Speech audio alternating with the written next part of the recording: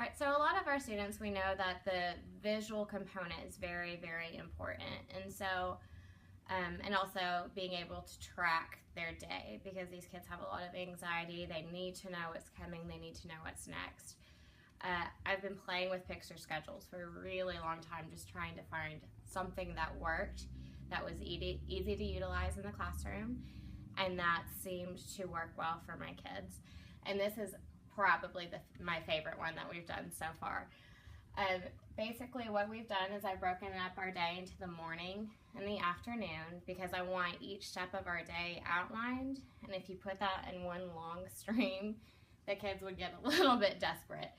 So we break it up in chunks, and so by the end of the morning and say, oh look, our day's halfway over, the morning is done, it's time to move on to our next list.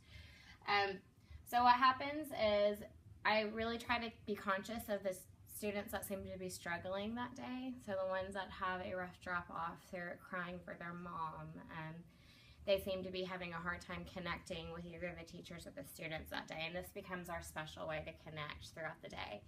So I have intentionally put it higher above the child's reach, and I do that because a lot of the kids in this room need positive physical interaction. So I'll pick them up, we get that close proximity, and they get to come and shut these windows as our activities are finished.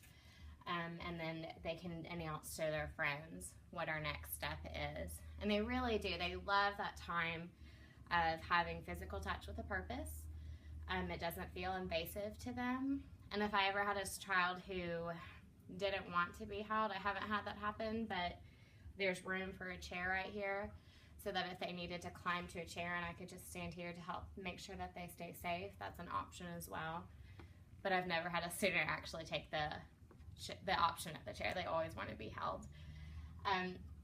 So throughout the day, we just close it. Like I said, I try to be very detailed, so it's not just going from centers to outside, because there's that very crucial step of cleaning up. So, and the same thing with going to lunch. We go to the bathroom and wash our hands first. And my kids really do cling to that. They need to know that step by step, and breaking it apart in the morning and the afternoon does keep it from getting overwhelming.